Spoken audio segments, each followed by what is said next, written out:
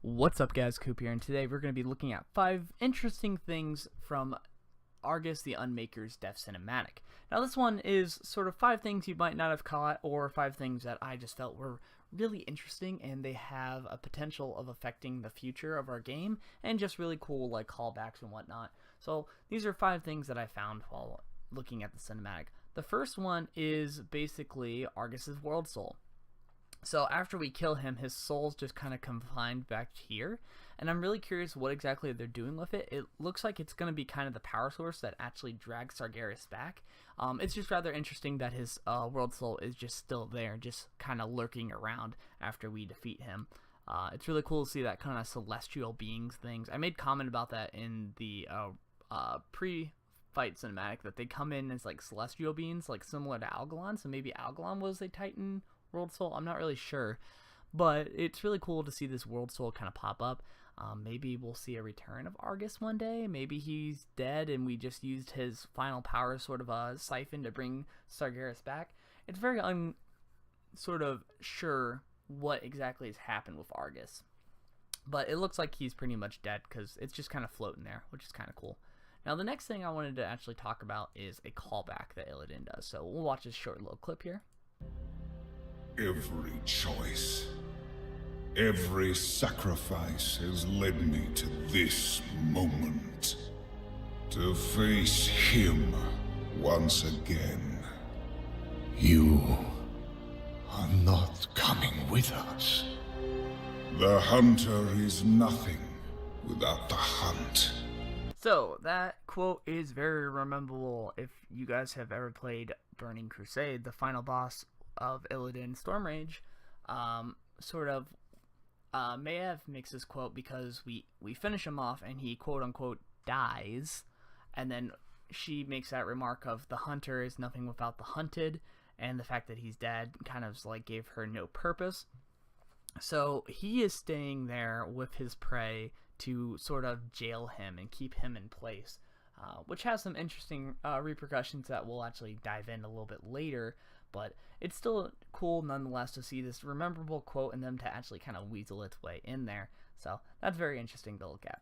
The next thing I wanted to talk about before we get back to the matter of Sargeras is how deep that actual weapon went in. It went in really deep. So if we watch this video here, actually we gotta go back a little bit more.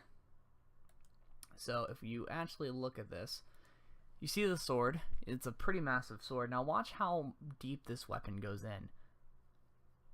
So as you can see here, it's like, look at that. It went like halfway in, and that is massive. Like that, the weapon is huge, as you can see here. So if we just kind of zone out a little bit here, so as you can see, the weapon is massive here. I would say roughly the hilt was at least about, I'd say about a fourth of the sword, and then so like there's a good like 3/4 of the sword like going in. It's just crazy. So the fact that Azeroth isn't dead from that is insane in its own self. Now let's actually talk about this sword a little bit, because there is a little bit of controversy over the sword, oddly. The sword of Sargeras was called Gorshalesh, and it's kind of weird pronouncing that. I'm hoping I spell it right, but it's a pretty weird name. But basically, the RPG book had a different sort of description for it, and it hasn't been really referenced at all. But it's supposed to be the most powerful weapon in the universe. It's a massive great sword wielded by Sargeras. Now, in the RPG book, there's actually 2 different versions that were split off from this sword. There's Gorabil, which was given to Sargeras, and then the other part was reclaimed by Agrimar, which is Taleshia, or Taleshiish. It's like super weird to pronounce. It's like Taeshalach. It's like Telalesh. But basically, there's supposed to be 2 different parts of the sword to make the ultimate greatsword. I think they kind of retconned that, and they just made this into this giant greatsword, which we see here, because this thing looks huge and massive. Now, it's interesting that this weapon is here. This is actually going to cause a little bit of a, I would say, sort of discussion here. So, this is my sort of theory on this weapon. This weapon was left here for a reason. Otherwise, Blizzard would have been just like, hey, stabbed it, and the sword comes back with him. But no, they left the weapon here on purpose. I have a few theories about this sword. One, I think that one day if we get Azeroth's Titan, its World Soul, once it reawakens, it can use this sword to fight off the Void Lords or whatnot. I think that's one way we could look at it. Also, the sword could be used to kill our World Soul in its own right. So maybe our World Soul becomes corrupted by the Void Lords, and we have to sort of stab our own planet and just bury this weapon in deeper. There's a few different ways to go about with this, but this weapon is not just left here for a pretty display. This weapon will be used in the future, 100%, no debates there. World of Warcraft is not going to just leave one of the mightiest swords in all of the universe just laying around inside of our sort of area. Now, this is also what's going to cause all the bleeding and whatnot, and I mean, this thing is deep in there, so I expect that's why there's this thing called Azeroth in the next expansion all over the place. So, after that, the next thing that we need to look at is specifically, Sargeras actually almost hits us. I found this one a little bit funny, so if we actually kind of go back a little bit. So, here's the Vindicar, here's Sargeras kind of like getting pulled back, and as you can see here, boom, near miss. Look at that, that was so close. Let's just rewind again. Yeah, look at that. Near miss. He almost killed all of us. You know, just imagine, like, all of Azeroth's greatest heroes just dead. So, like, he near missed us. I thought that was really cool. His model overall is really awesome.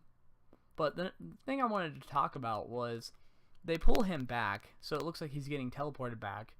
And then Illidan has his weapons raised. Now, why would he have his weapons raised if he's just going to be jailed in place?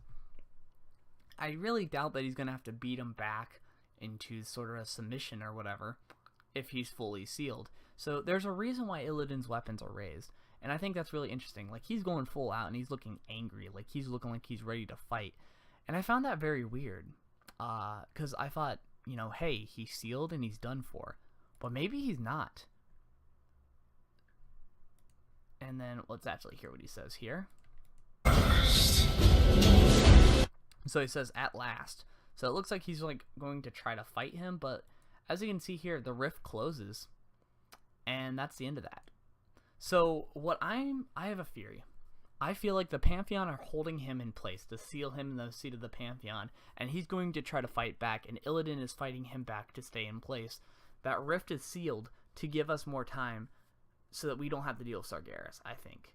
Now, this is crazy because maybe Sargeras is done for, but I don't think he's done. I think he's going to come back, obviously, and they're just putting him on ice. They're saying, hey, he's halfway through the galaxy. We're not going to have to deal with him for quite some time, but we're going to have to deal with some of the stuff on Azeroth.